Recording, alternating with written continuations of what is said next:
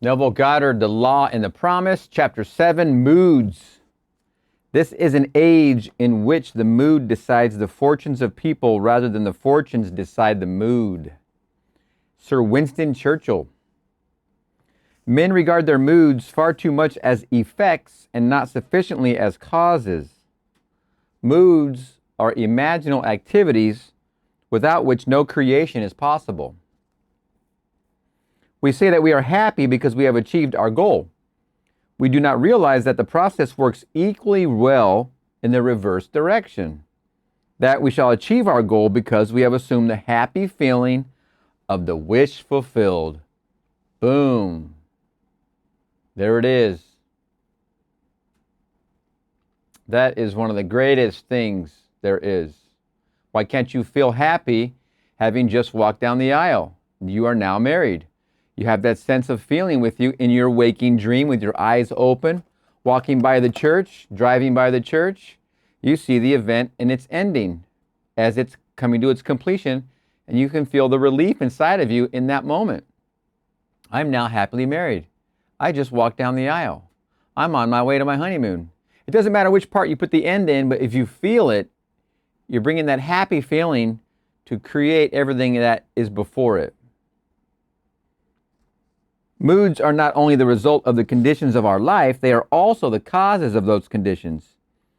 In The Psychology of Emotions, Professor Ribot writes, an idea which is only an idea produces nothing and does nothing. It only acts if it is felt, if it is accompanied by an affective state, if it awakens tendencies, that is to say, motor elements. End quote. The lady in the following story so successfully felt the feeling of her wish fulfilled, she made her mood the character of the night, frozen in a delightful dream. Most of us read and love fairy stories, but we all know the stories of improbable riches and good fortune are for the delight of the very young. But are they? I want to tell you of something unbelievably wonderful that happened to me through the power of my imagination. And I am not young in years. We live in an age which believes in neither fable nor magic, and yet everything I could possibly want in my wildest daydreams was given to me by my simple use of what you teach, that imagining creates reality, and that feeling is the secret of imagining. All said right there in a very short space of words. All of it said right there. At the time this wonderful thing happened to me, I was out of a job and had no family to fall back upon for support. I needed just about everything. To find a decent job, I needed a car to look for it, and though I had a car, it was so worn out it was ready to fall apart.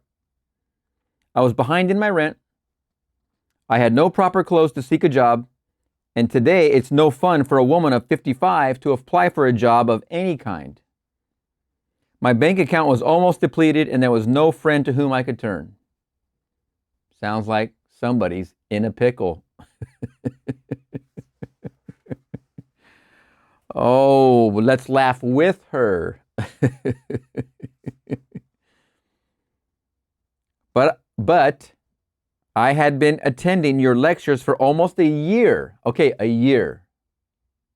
I get it. You just discovered Neville. You want this. How sooner before yesterday can I already manifest what I'm already after because I have a desire and I have it right now. I don't have it in a year. I have it 3 days before yesterday. How soon can I make this happen? Anybody got an answer for me?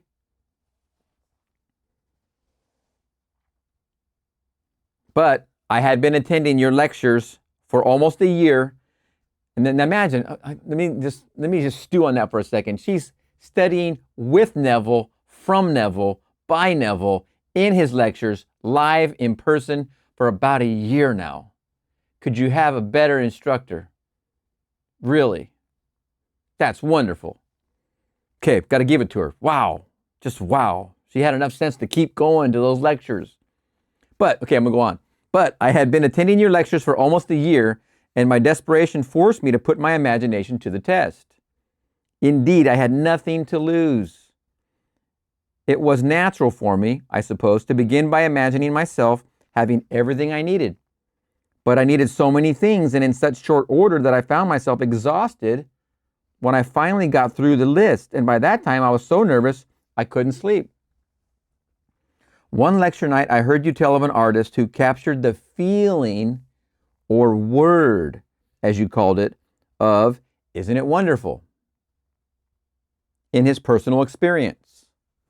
I began to apply this idea to my case. Instead of thinking of and imagining every article I needed, I tried to capture the feeling that something wonderful was happening to me. Not tomorrow, not next week, but right now. I would say over and over to myself as I fell asleep, isn't it wonderful? Something marvelous is happening to me now.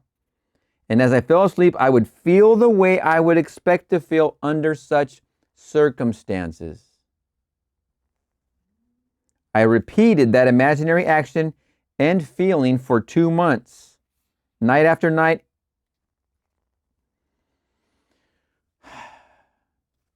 2 months.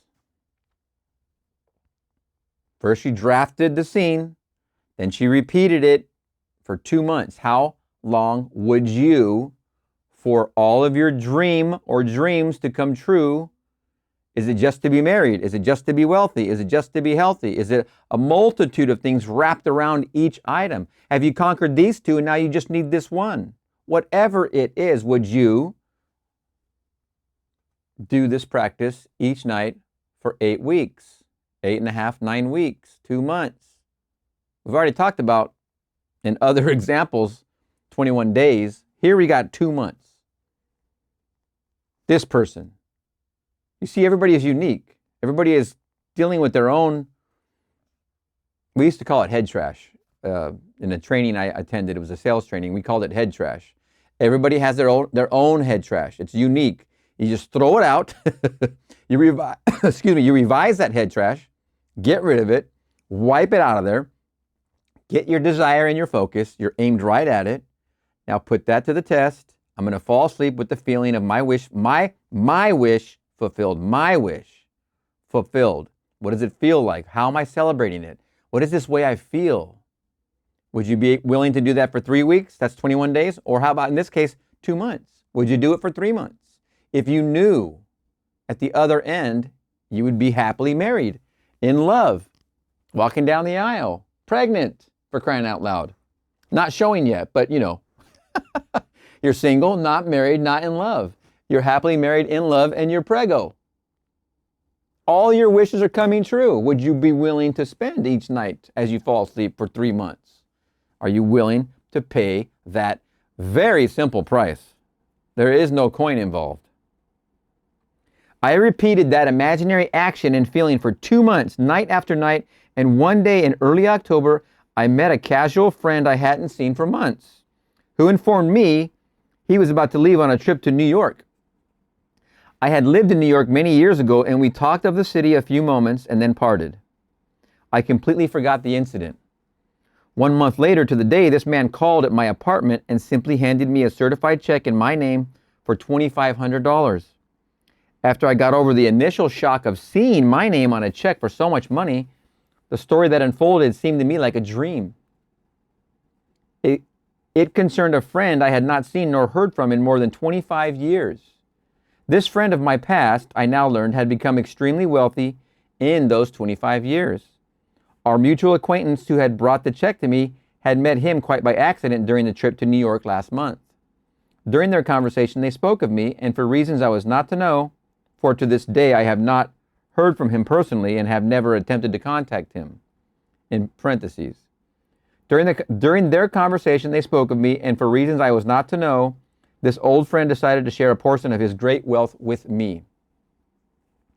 For the next 2 years, from the office of his attorney, I received monthly checks so generous in amount they not only covered every necessary requirement of my daily living, but left much over for all the lovely things of life: a car, clothes, a spacious apartment, and best of all, no need to earn my daily bread.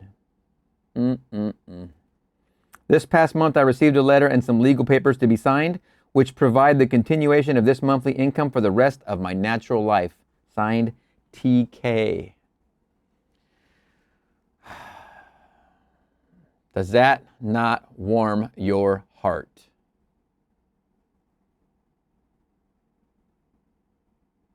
It's as if you are playing the role in your dream, and it's necessary for you to accomplish this seemingly impossible task.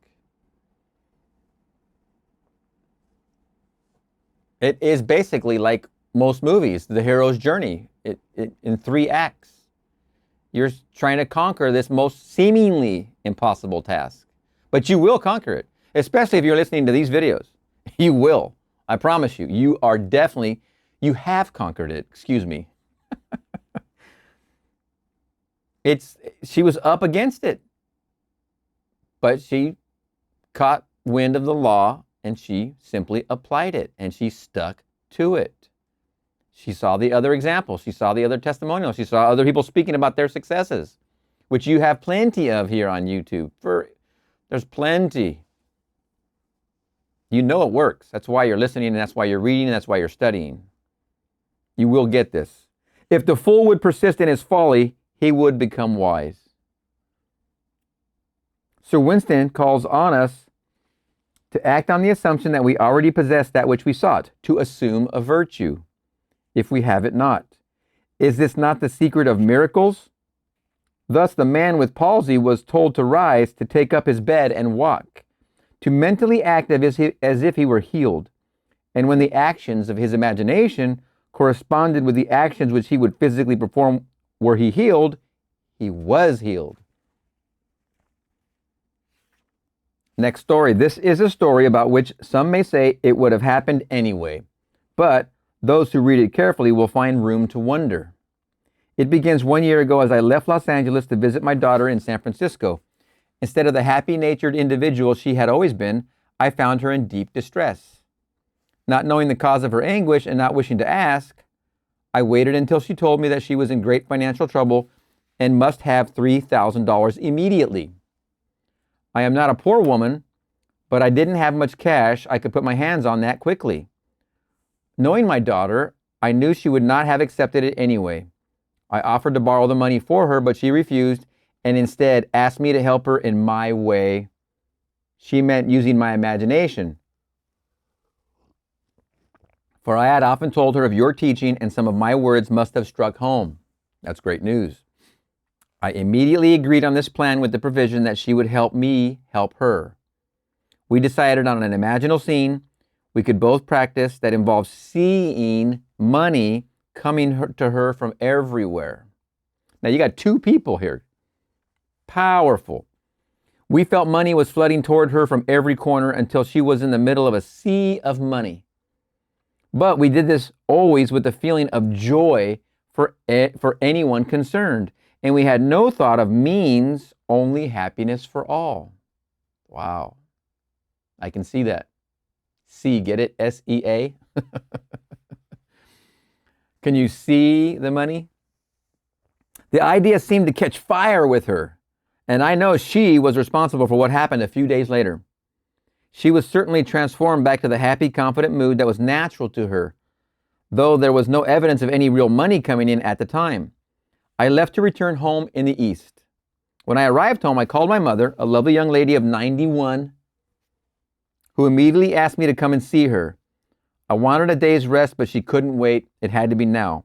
Of course, I went, and after greeting me, she handed me a check for $3,000 made out to my daughter. Before I could speak, she handed me 3 additional checks totaling $1,500 made in favor of my daughter's children. Her reason? She explained that she had suddenly decided the day before to give what she had in cash to those she loved while she was still here, to know of their happiness in receiving it. It would have happened anyway? No, not like this. Not within days of my daughter's frantic need and then her sudden transformation to a mood of joy. Remember, she transformed to a mood of joy before the mother visited the grandmother. Her mother, of course. The daughter transformed to a mood of joy in that sea, happiness for all. I know that her imaginal act caused this wonderful change, bringing not only great joy to the receiver, but to the giver as well. P.S. I almost forgot to add that among the checks so lavishly given was one for me too for $300. MB. Another beautiful story. Wow. The boundless opportunities opened by recognizing the shift of the focus of imagining is beyond measure. There are no boundaries. The drama of life is an imaginal activity in which we bring to pass by our moods rather than by our physical acts. If you look at it as a dream, like I've said, you just close your eyes and you're in that dream. Now, in that dream, you can imagine anything to the opened eyes. If in the dream right now with your eyes closed, it is reality because this is fourth dimensional right here with your eyes closed. You're in the fourth dimension because there's nothing to distract you. You can imagine, I'm keeping them closed on purpose, and you should be too, not while you're driving. It's okay on the bus, and on the subway, whatever, in the Uber. With your eyes closed, imagine what you would see if they were open and your dreams were realized. Like right now, what would you see? You're in the fourth dimension with your eyes closed. What is it you're seeing right now as your wish is fulfilled? Your wish is accomplished. You're married, you're happy, you're in love. You're walking into your house, coming up from your honeymoon. What does that feel like is not as important as what would it look like. I'm just using these as an example. Let's close the door. What does it feel like seeing the doctor walk in right now telling you your blood results are excellent? You have an amazing bill of health. I don't know what happened, but you're a miracle. I have to share this with my colleagues. Unbelievable. You can have a good rest of your day. I don't need to see you in at least a year. Just for a checkup if you want, but you're doing amazing. That's your health report. What is it? Oh, all of a sudden now somebody's willed you. It doesn't matter. I don't even want to say willed, but all of a sudden now you have the resources that just show up. What does it look like that you now have the resources to pay off all your debts? Pay off your mortgage, pay off your debts, pay off your cars, pay off the new car. Pay off a year of utilities in advance because you're going to be doing some traveling. You don't want to be bothered with that hassle. Whatever. What does it look like? These are closed, so you can imagine in your dream what it looks like. Let's play with what it looks like for a minute. Because now that you can see it happening, now you can start to feel, well, I can see how that could feel a certain way. I'm going to my computer, I'm paying off my debts. I'm at the doctor's office, he's telling me. I'm coming home being carried over the threshold because we're getting home from our honeymoon. That feels pretty good. That feels like a relief. My dream has come true. I can see it. Now you come back and you open your eyes. You're surprised it's not here yet. It's not here yet. How many times must you do this practice? How many times does it take? Does it take 3 weeks? Does it take one night? Neville got out of the army pretty quick. Pretty quick. He also made it to Barbados pretty quick. He made it back to Barbados with his wife and daughter. And back to New York from Barbados pretty quick. It is that simple. Close the eyes. Imagine what you would see if it were true. Imagine how you would feel by looking at what you're seeing in your fourth dimensional image. What does that feel like? That feels pretty good. And as you open your eyes, it's okay, it's not here yet. The drama of life is an imaginal activity in which we bring to pass our moods rather than our physical acts. Moods so ably guide all towards that which they affirm. They may be said to create the circumstances of life and dictate the events. The mood of the wish fulfilled is the high tide, which lifts us easily off the bars of the senses where we usually lie stranded. If we are if we are aware of the mood and know this secret of imagining, we may announce that all that our mood affirms will come to pass. The following story is by a mother who succeeded in sustaining a seemingly playful mood with startling results. Surely you've heard of the old wives' tale about warts, that if a wart is bought, it will disappear. I've known this story from childhood, but not until I heard your lectures did I realize the truth in the old tale. My boy, a lad of 10, had many large warts on his legs, causing irritation, which had plagued him for years. I decided that my sudden insight could be used to his advantage. A boy has a lot of faith in his mother as a rule, so I asked him if he would like to be rid of his warts. Remember now, she's asking him if he would want something. Remembering, if you're going to persuade yourself of someone else's change, they must want it. If they want it, it's going to happen because your self-persuasion is going to click in. The self-persuasion over here is going to click in. The boy is going to become this boy, and you're going to become this mother. Both changes are going to happen by the sacrifice of these old selves.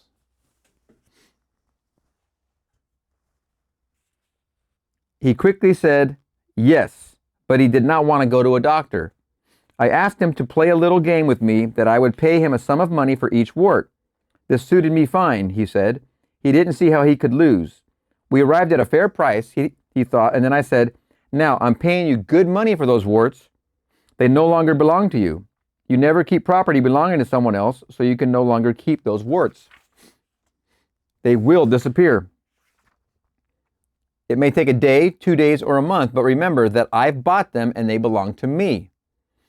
My son was delighted with our game, and the results sound like something real in old musty books on magic. But believe me, within 10 days, the warts began to fade, and at the end of 1 month, every wart on his body had completely disappeared. There is a sequel to this story, for I've bought warts from many people. They too thought it great fun and accepted my 5, 7, or 10 cents a wart. In each case, the wart disappeared. But really, only one person believes me when I tell them his imagination alone could take away the warts. That person is my young son. Signed J.R. Wonderful, wonderful. Man, imagining himself into a mood, takes on himself the results of the mood. If he does not imagine himself into the mood, he is ever free of the result. The great Irish mystic A.E. wrote in The Candle of Vision, I became aware of a swift echo or response to my own moods in circumstance which had seemed hitherto immutable in its indifference. I could prophesy from the uprising of new moods in myself that I, without search, would soon meet people of a certain character, and so I met them. Even inanimate things were under the sway of these affinities. Even inanimate things were under the sway of these affinities. That is wonderful. But man need not wait for the uprising of new moods in himself. He can create happy moods as well.